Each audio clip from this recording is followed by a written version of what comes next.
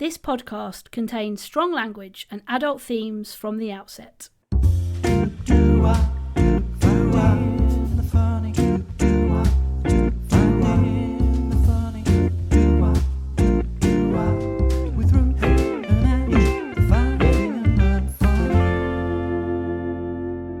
Angie. Patois.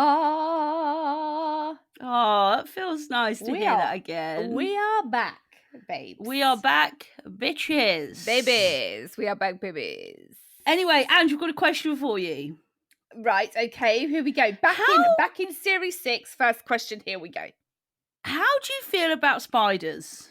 Right. Okay. I wouldn't say I like them, right? Right. Especially the really big ones. The really big ones do freak me out, and I'm like, oh do shit. they? Like if I see them like running across the floor, like, oh my gosh, like, gotta get that spider. However, the older I've got, the more I don't like killing them. Oh, I don't like killing them. Oh, I have killed a fair few in my life. I've just literally thought, but I don't like it. Well, there was a point in my life where I did like it. I enjoyed it. Right. Right, vegans, if you're listening, because they're about all the food chain, aren't they? Just don't listen to this bit now. Angie's joking. But I do now. I like to save them. I like to be a saviour. You like to save the spiders. Do you know what spiders? I don't mind spiders. I've never really had, and I understand like those people who have got arachnophobia, who are like frightened of them. Do you know what annoys me though? It's when it's like the tiniest money spider. And people are freaking out about it. Predominantly girls, are like, oh my God, it's a spider! It's like, oh my God, look at the size of you. Yeah. That spider couldn't do anything to you. No. It couldn't bite you. I mean, I've actually been bitten by a spider. We know, well, I know, Pat, so I suppose not a lot of other people might know that. I had an incident where I was bitten by a false black widow, nearly lost the bottom of my leg. I mean, then you could have actually been spider. Well, you are. You're like Spider Woman. I am. I've got a vein on my leg that is continually damaged because of the false black widow. What about? Can we see your your webs? Oh yeah, you've got that down. Yeah, you've definitely. Now there was no webs came out then because I'm not in a dangerous situation. Exactly. Yeah.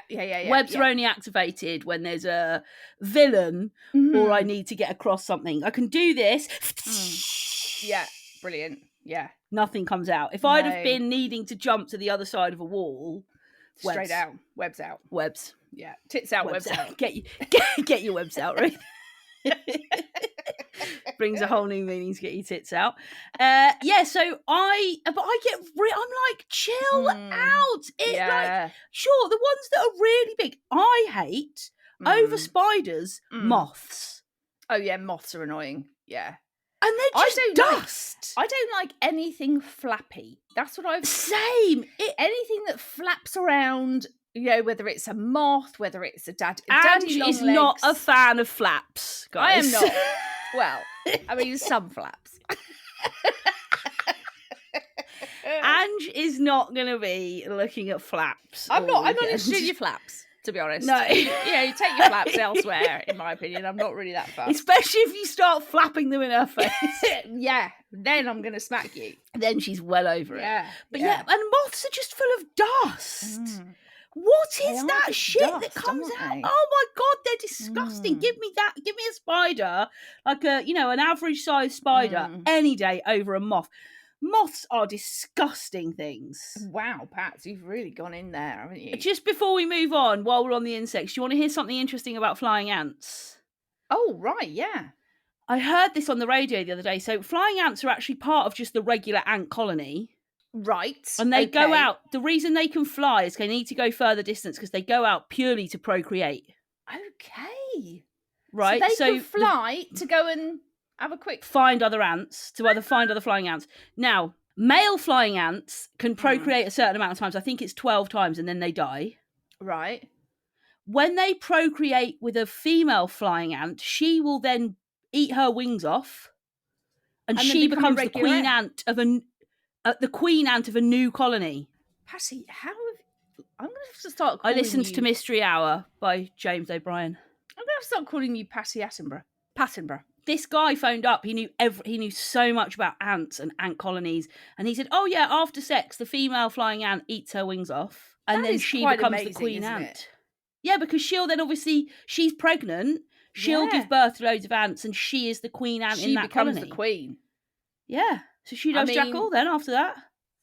Yeah, I think humans could actually learn a lot from ants. I mean, imagine like, you know, you're the woman like we are, weirdly. Yeah. You know, we become impregnated. Yeah. We eat our chance wings. Would be a fucking fine thing. I do wish I was a bloody ant. Well, okay. Maybe not you. No, you'd be one of the shit ants. You would still have a shit womb, Ruth, actually. You'd be one of the really shit ones. You wouldn't be allowed to become queen. They would send me out and someone would go, "Oh, God, you've sent her out again. We know she can't get pregnant. She's the duff one. Oh, my God. She's the duff ant." The queen ant back at my colony's going, "Oh, my God, get her back here now." Yeah, but don't you think, though, like really, that should apply to humans, shouldn't it?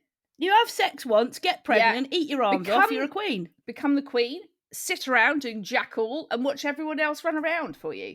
After you. Yeah. Yeah. Now, Ange, how's your summer hiatus been? It's actually been really quite lovely, Pats. I think, we've agreed. I think we've just had I feel like I've had a really good break. Same. You know, had a holiday in Spain, which was absolutely bloody wonderful. Went Salobreña. Although I actually could go back right now. Oh, same. You know, you go on holiday and you come home, and I'd say within 24 hours, I'm like, oh, you're right. I'm I ready go to go back now? Yeah. So I think I've had a good break. I feel very ready to be back to, and actually I had quite a few people put in boxes how they were just like, "Oh, thank God you're back. Can't believe you're back next week. We've been waiting for you to come back." It was so lovely to like hear people going, "We need you back now, Pats and Ange." That's interesting because a lot of people were saying to me, "Thank God Ange is back." Oh, but not you. Thank God Ange is coming back now. Patty, if you want to step out, Angie's got it. Oh well, I don't believe that for a moment. Ange's got this. And obviously we did a little stint on this morning. We went and gave £1,000. Yes. Went to Plymouth. And Douche on your doorstep. And a week Friday, so the 26th of August, Ange and I will be in another secret location. Yeah. Giving somebody £1,000 on their doorstep. So make sure you either tune in or record, because the 26th of August, Ange and I will. It's all a bit weird, isn't it, that they've asked us to do that? Don't you think? Very weird. I mean, it was weird that we got asked in the first place, and then to be asked to go and do another one is very strange. Yeah. But it was so fun, wasn't it? I mean, oh my gosh, it was so much fun. That was our first ever experience of live TV. We had the whole Ange, what I like to call it is it was our presenting debut. Nice. Okay, that was our presenting debut. Because we've been on live TV before. Yes, but not. But we haven't been presenting. We've been guests. So this was our presenting debut. Yeah. Debut. But I was really worried about the whole in your ear shit, because you obviously have you're in your ear, so you can hear people in the gallery. You can hear the gallery back in London. So you could hear all that going on, and then they talk to you. And I was thinking, I am not going to cope with that. I am not going to cope with something going on in my ear, me trying to think about what I've got to do and talk. But actually, I really liked it. Well, you said something quite interesting. You said you just got to think about it like you've got the TV or the radio on. Exactly, Pats. Yeah. Which helped me actually a lot. Did it?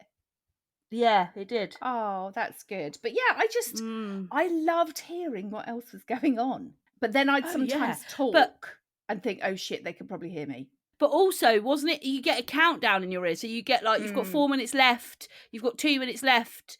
1 minute 30. You got 1 minute 30. You're going to need to think about wrapping it up. And you're like, oh, okay. And that's the thing for me. I was so aware of the time and I think probably as you do it more, but you become more relaxed by that. Yes. But anyway, listen, we digress. We'll be on this morning, 26th of August. 26th of August. Probably about 11 a.m. Yeah. If you're around, put it on. If you're not, watch it on catch up or record it. We also, Pats, we need to tell everyone about our little, our other little gig we've got going on.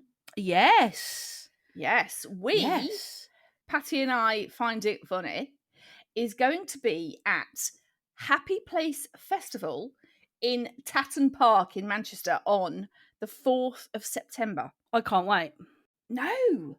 We're going to do we've got a sort of little 20, 25 minute little segment.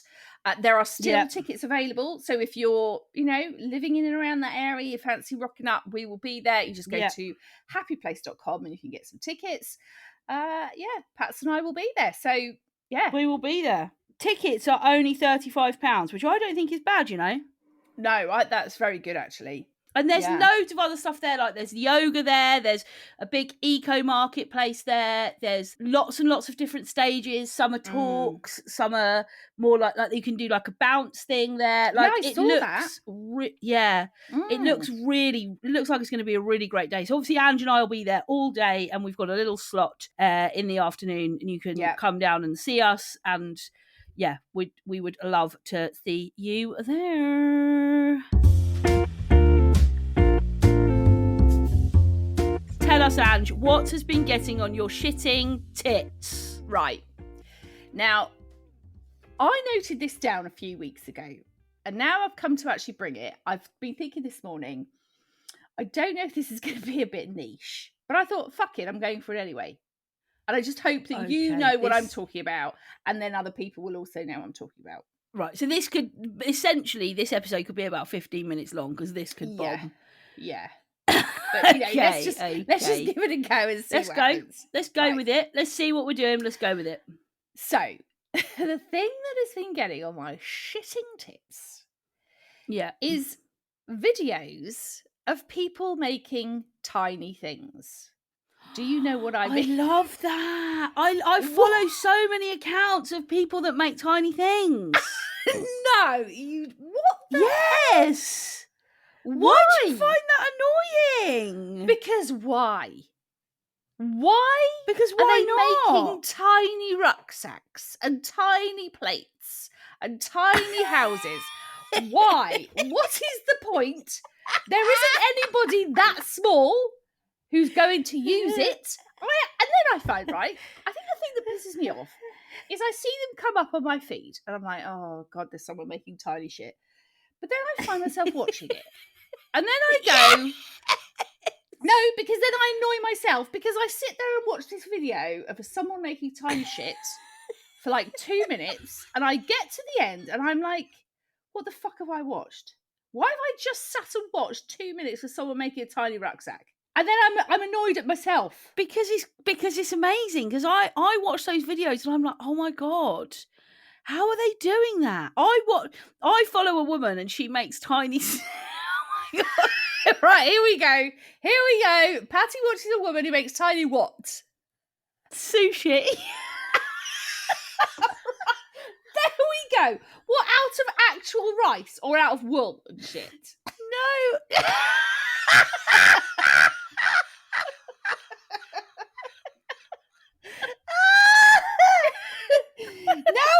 Now I'm saying it out loud. I'm like, oh God, you feel like I'm having an out-of-body experience. Yeah, I'm having an out-of-body experience where Ruth, outside of my body, is going, you're a prick. You've just said the sentence, I love following a woman who makes tiny sushi. What the fuck has happened to you over the summer hiatus?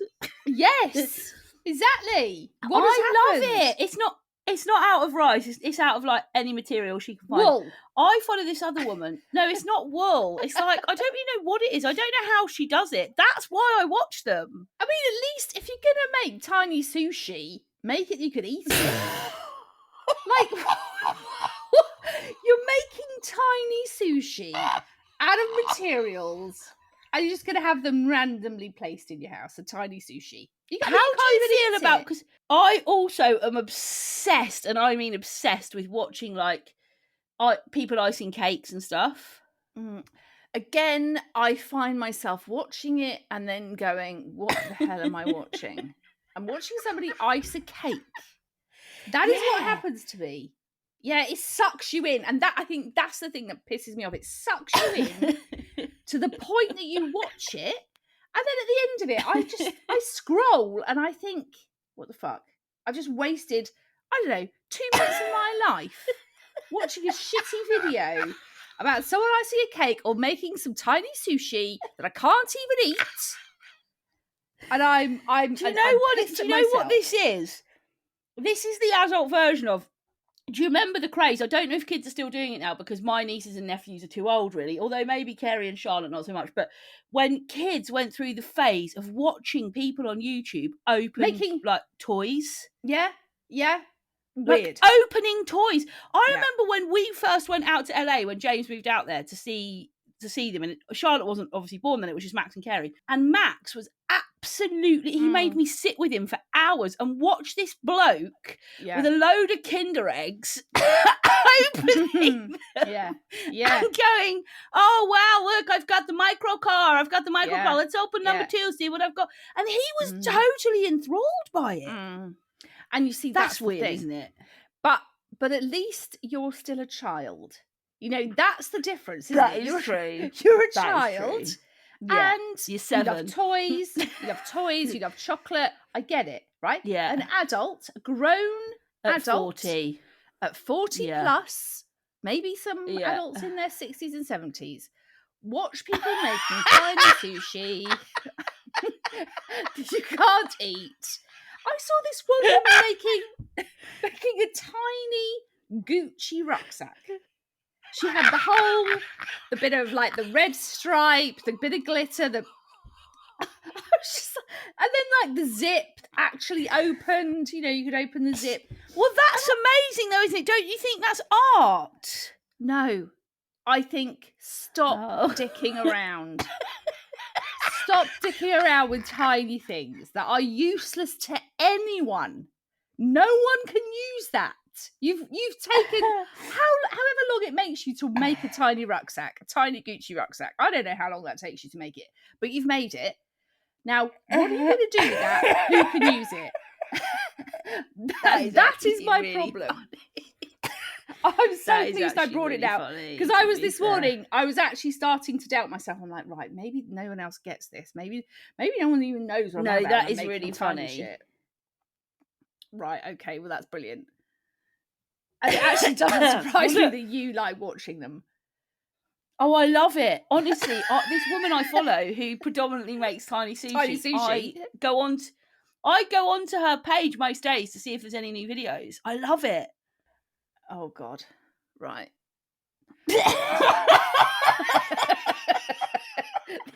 This is a major problem. I'm going to start... Right, what could be the opposite? I'm going to start making massive sushi.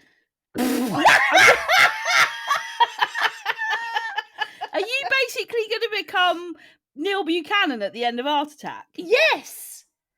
I'm going to get myself a load of wool and shit materials, and I'm going to make a massive fuck off sushi. I'm going to chuck it in my garden. You know, fine, do it. At least with a big sushi, a massive sushi, you could sit on it. Yeah, that's true. You know, you would get some use out of a massive sushi. Yeah, that is true. You could sit on a salmon skin roll, couldn't you? Salmon skin.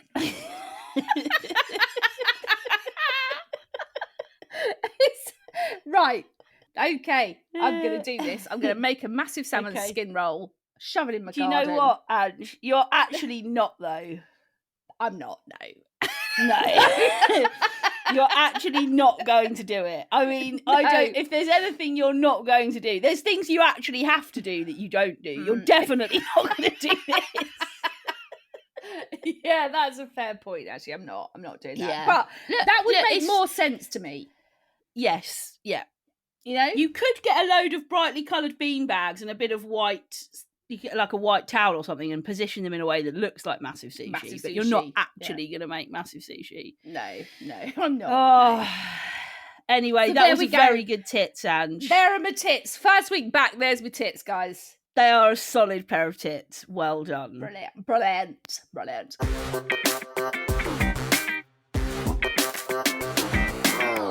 Dictionary. My Urban Dictionary this week is resting douche face. Right, okay. So is this like the male version of resting bitch face? Bang on! You are absolutely bang on. Brilliant. I am on fire this morning because in fact I'm feeling actually very tired. I'm actually quite on fire. Yeah, you're doing well. Yeah. The little blurb is similar to the resting bitch face when a guy just looks like a complete arsehole, but he's actually a nice guy with the face of a complete douche.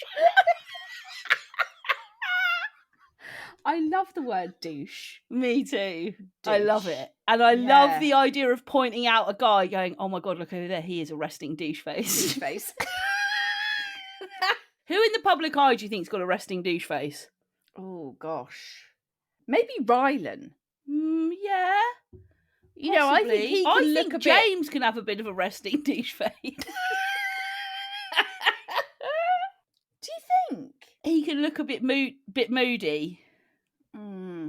Isn't moody a great word to describe many a thing? Moody, yeah. Moody. Like if you have, I don't know, if you have like a cracker or something and it's a bit soft, you can say, oh, that's a bit moody. A cracker? You know, like the top cracker that goes a bit soft and you bite into it. Yeah, you could legitimately say, that's a bit moody. I think moody is actually a word that doesn't get used very often now. I think we could bring moody I back. agree. Yeah. I agree. I think, you know, we changed moody for like, oh, I'm a bit arsey, I'm a bit shitty, I think we could bring back moody. Well, I was talking to Lady Cass. Everyone knows Lady Cass. Shout out to Lady Cass. I was talking to her the other day, and she was talking about fake goods. You know, when somebody buys something and it's not a genuine, and she called it a schneid. A what? A schneid. She said, you know, sometimes you get them, don't you? And they're a snide. She said, yeah, you get them, don't you? And they're a snide, aren't they? And I'm like, what? She's like, you know, like a fake. And I said, what? Why don't you just call it a fake? And then she said, oh no, but you can get snides that aren't moody. And I said, what? And she said, you know, snides that are decent, that are not like moody snides. I was like, oh my God, moody's a good word to describe other things. But what the hell does snide mean? Why is she calling something fake? Snide? I have never heard. You know, neither have I, ever in my life. No.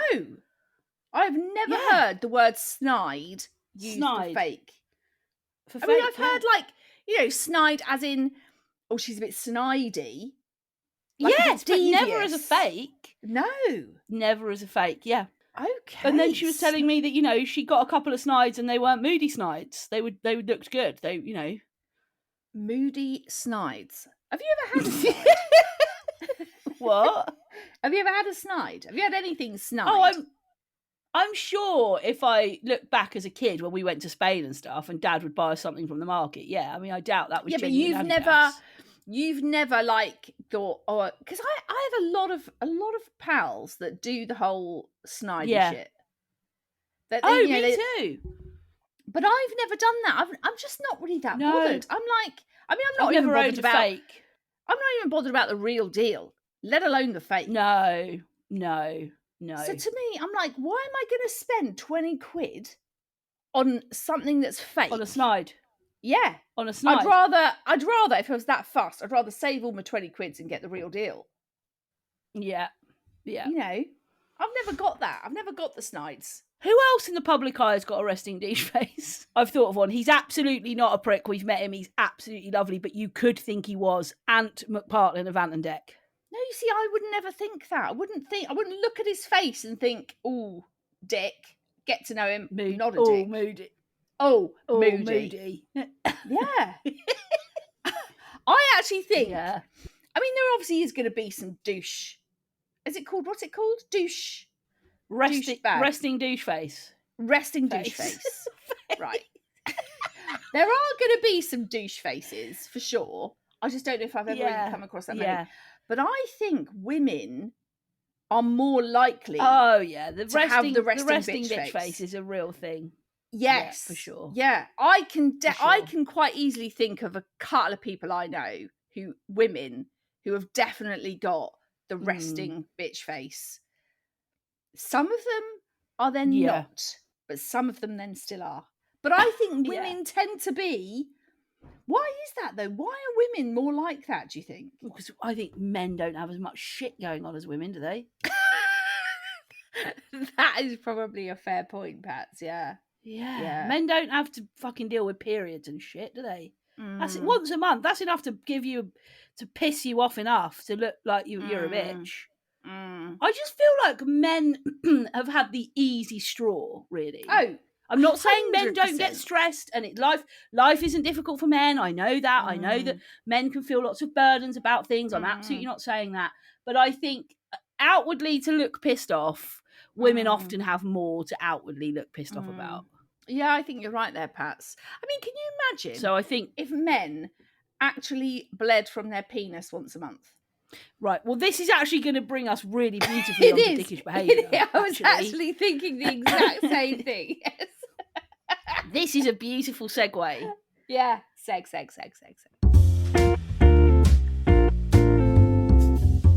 The dickish behaviour this week from Seaweed86 on the gram. We looked for her name. That she doesn't have her name on her profile, so it is just Seaweed86. Says men loudly exhaling when they are ill. It's dickish and it gets on my shitting tits. Right. Can you imagine if men had periods? Oh my God.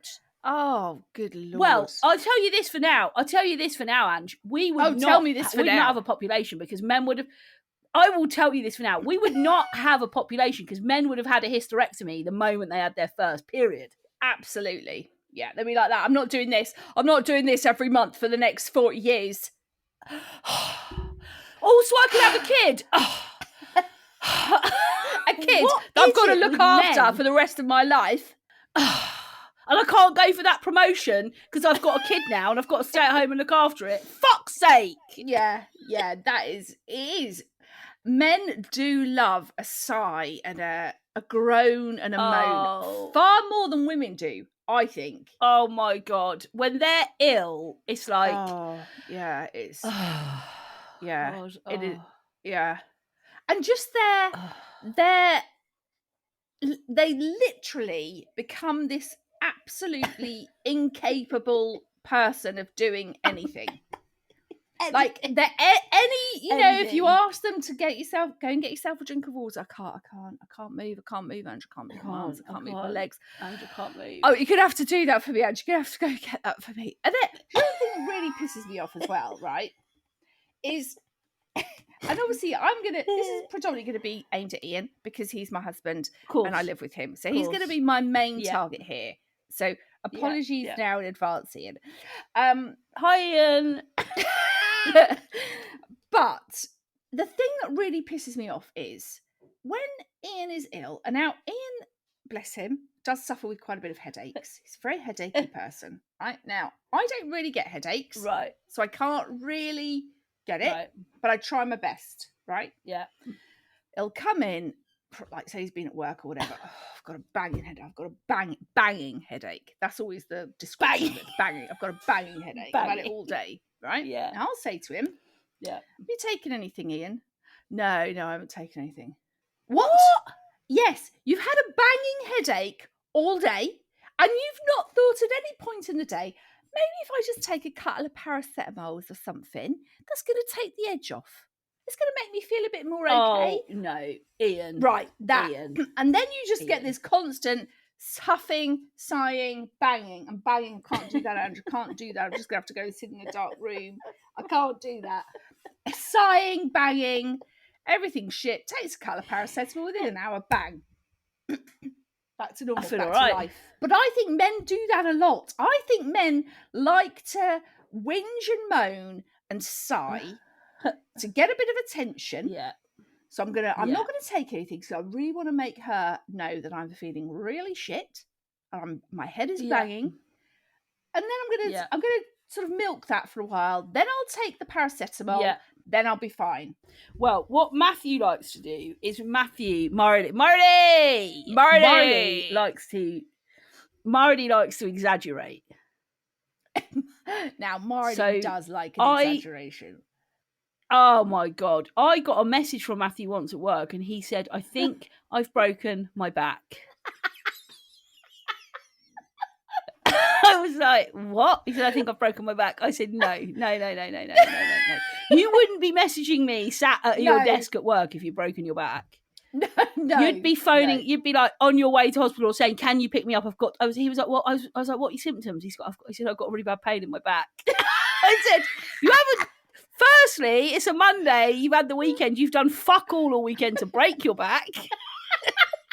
Secondly, I don't think somebody who's broken their back just has a bit of backache. No. Like, yeah. I think I've broken my... And he was genuinely serious. I think I've broken my back. Yeah. I was like, oh my God, no, Marty. And the thing is with Marty is he will, if he's been ill, like I'll check in with him, I'll message him, how you feeling? If I'm at work and he's at home, how you feeling? Honestly, you could be on like day 10, how you feeling? Completely rotten. What? You're 10 days in, mate. You've not got out of bed for the last 4 of them. Honestly, I feel rotten. You still feel rotten? Yeah, really, really. Honestly, I feel really bad. So you haven't started to feel better at all in all? No, honestly, I feel. I'm like, oh, for fuck's sake. Okay, still feeling rotten. All right. See you when I get home. Oh my God. Do you think though? I think that because I think as a woman, generally, women are very much like, women could actually have broken their back. They'd shove a couple of paracetamol down their neck. Yeah. They'd go to work. They'd put on the washing. They'd unload the dishwasher. They'd cook tea. That's how I think most women are. Whereas men, I think, do this. And it's because I know, but it's because since the age of like 14, 15, 16, 10, however old you are, every month you have to just get on with it. Yeah, that is so however true, much pain you're in, like we get used to just being like, oh, even if you don't suffer badly with period pains, I feel disgusting. I'm on my period. I feel really tired. I feel really lethargic. I've got a bit of a fuzzy head. I can't concentrate. Yeah. Actually, 5 days before this, I've also been feeling shit with the worst mood swings you could ever deal with. Yeah. And I've had to try and put a brave face in it and just get through it. Yeah. And so every month from teenage years, it's like, well, you've got, you can't just not go to school or college. Like, you've got to go. You have to just get on with it. You have to figure out how you're going to manage being on your period if you're away or, and also they can come at any moment. You could be at a concert and you go through and you're like, oh my God, I'm coming on my period. Shit. God, what am I going to do? You've got to think. And also, if we stopped for those 5, 7, 8, 9 days of the month, nothing would get done. So we just adapt, don't we? We're just like, it's just a period. I just need to get on with it. Yeah. If men had to deal with period pains, oh my God, if men had to have period pains, holy shit. Which I think every month.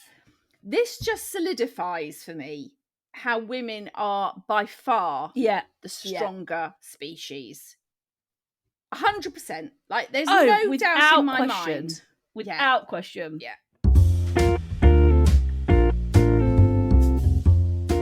So we had a really good dilemma in this week, didn't we? Andrew? We did. Very, very good. Obviously, this person wants to be anonymous. As with all of our dilemmas, we keep everybody anonymous unless they say otherwise. Yeah.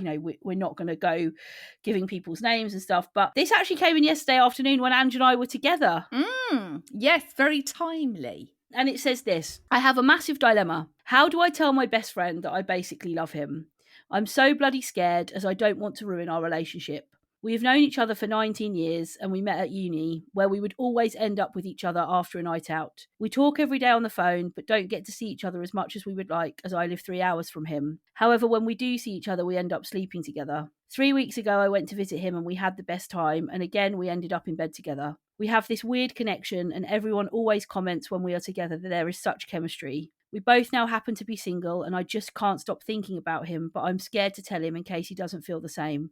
We are always there for each other and have got each other through some of the darkest times. What should I do? Tell him and risk losing him, or try and move on and just accept we are just friends with the occasional benefits? Oh my gosh. This is a big one. And I think it's something most people have faced at some point in their life. Yes.